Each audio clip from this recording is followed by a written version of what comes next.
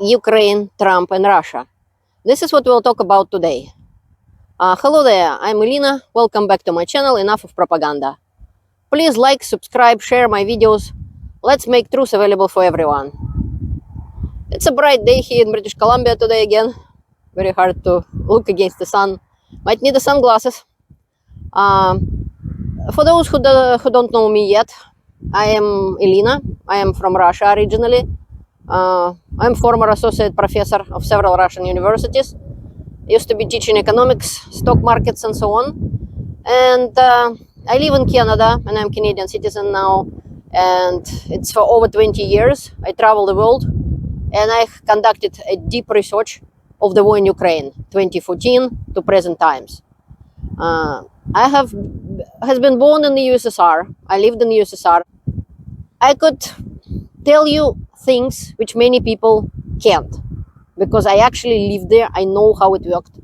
And when I see that the democratic countries, like for example United States, started to copying USSR and Russia, it just make me grab my head. I don't know. The stupidity of it is unbelievable, because we already have been there. We tried. USSR tried. Russia tried. Even one city in Canada tried to build socialism or so-called communism. The USSR and Russia never had communism, period. They never had socialism either. They always had a dictatorship. And none of this is good. It's all failed. All the tactics which was used, and that voluntarism it called in Russian, when the supreme leader or a party trying to dictate economy how to behave by willpower, does not work. The laws of economics, it's kind of like the laws of nature. Good luck throwing rocks in the air and tell them to stay there. There is a law of gravity, they will fall. This is exactly what's happening when some stupid people who know nothing about economy trying to rule the economy, trying to dictate economy how to behave. But I'll get back to it a little later. For now, I just want to say that I'm astonished, horrified, and upset because of what happened in Ukraine a couple days ago, and happening every single day for 3 years, over 3 years after full-scale invasion, and for 11 years, not every day, but quite often, because this war started in 2014. And all the time, Russia was attacking Ukraine, killing Ukrainians, and so on, but not at that mass scale as it happening after full-scale invasion. So I'm talking about the Russian attack on Kryvyi Rih. It's a 600,000 roughly people lives in it. It's about 40 miles from the front, from the battlefield. It's not on the battlefield, period. It's far, far away. Peaceful people lived their life. Children were playing on the playground. Some people went to the restaurant. Russia tried to whack the restaurant with a missile which had a little metal balls to increase the amount of casualties. This is war crime, no matter how to look at it. Even if Russia would have been right and there would have been meeting there with whole bunch of military or so on, which Russia claimed it was a precision strike. Russia admitted to this crime, that it was precision strike to get rid of some sort of military commanders. None of it, according to international law, is legal, period. And Russian claim that there was 85 of them were killed, 20 vehicles were destroyed. There is nothing, zero footage of any of this. It was a lie again and again and again. It was an attack on the peaceful civilians. At the time when I watched it the other day, it was 19 people killed. 9 of them are children. And that photo was a family sitting at the dead body of their 15-year-old son. Just broke my heart.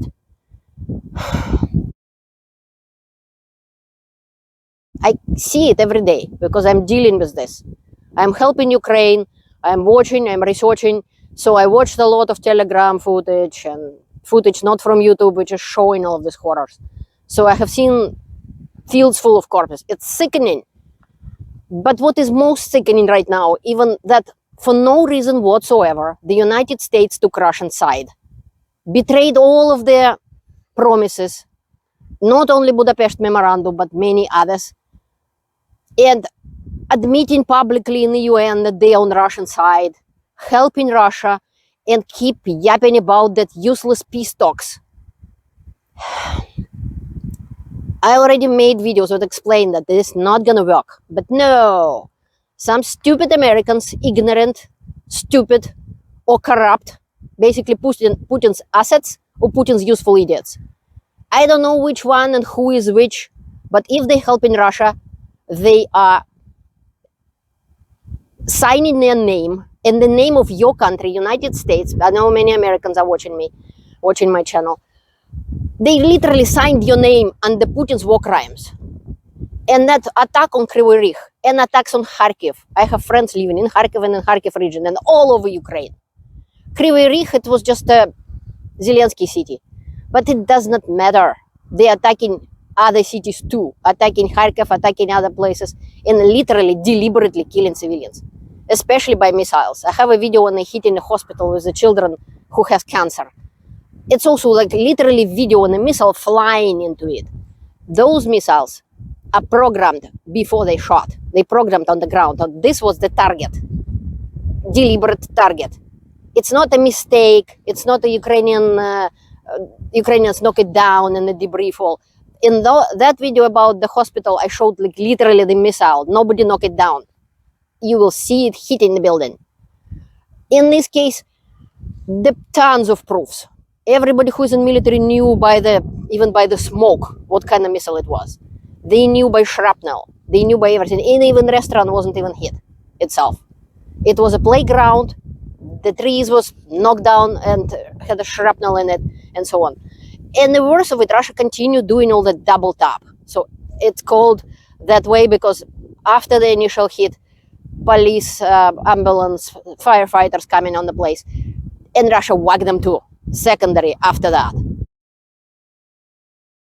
All of this is a war crime. Attacking civilians is a war crime. And attacking places where even possibly could be military, which they wasn't, and has massive civilian casualties, it is a war crime as well. And the fact is that it's horrifying. The fact is that attacks on Ukraine, drone attacks, after all those peace talks, they not decreased, they increased. At the same time, Russia is doing that spring conscription. There are 2 conscriptions in a year in Russia. It's a spring and a fall. And they conscripted 160,000. They conscripted more than they ever did. So all of this is about Putin wants peace. If Putin wanted peace, he would have been out of Ukraine. Nobody attacked Russia. Not in 2014, not in 2022. Nobody was threatening Russia in any way. It was Russia who was threatening the world. And there is no question about it. I have the whole playlist full of videos. And about NATO, include Putin himself saying NATO isn't a threat, it's not a big deal. So all of this is Russian lies. And the fact that some Americans, not normal Americans, regular American people, but American politicians, like Donald Trump, like his Vice President Vance, like Marco Rubio, oh, that one incredibly make me angry. Especially when he said, well, we need to look, we need to see if Russia really wants peace, or Russia just, it's a delay tactic. Gee, good morning, Mr. Rubio. Delay tactic. And that attack of Kryvyi Rih, and the proofs the drones attacks increased. This is clearly stating that Russia doesn't want peace. Putin can't afford peace. He can't have it. Russian economy is in garbage.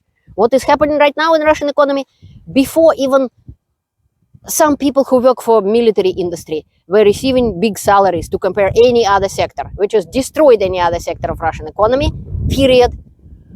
Now, apparently they can't even afford to increase their salaries. Russia is running out of money.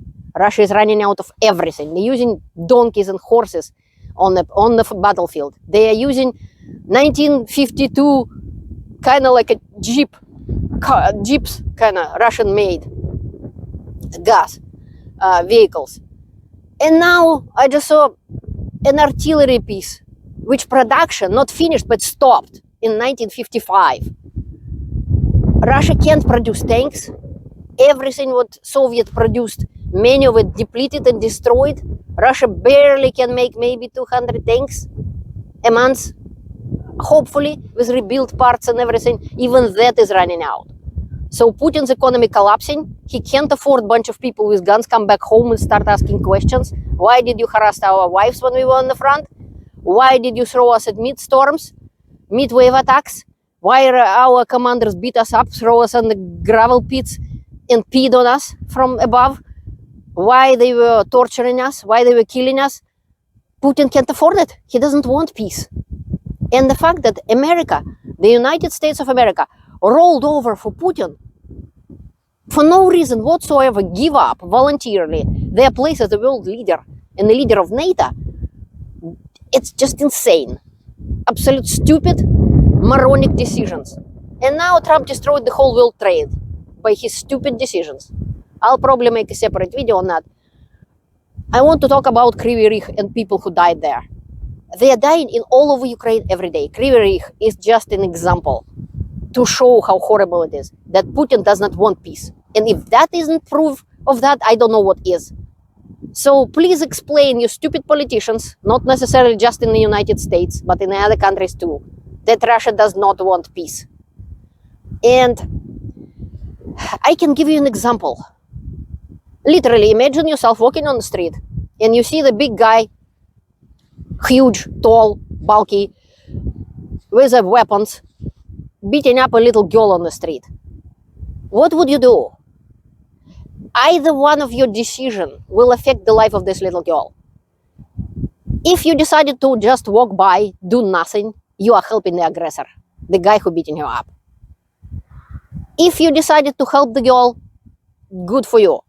Even if you decided to call the police and help the girl that way, good for you. But if you did absolutely nothing, or if worse, you help the big guy beating up that little girl, decide, let's join him, you are helping the aggressor. So all of this talks about, I'm for peace, oh, we shouldn't help Ukraine, we shouldn't give them weapons.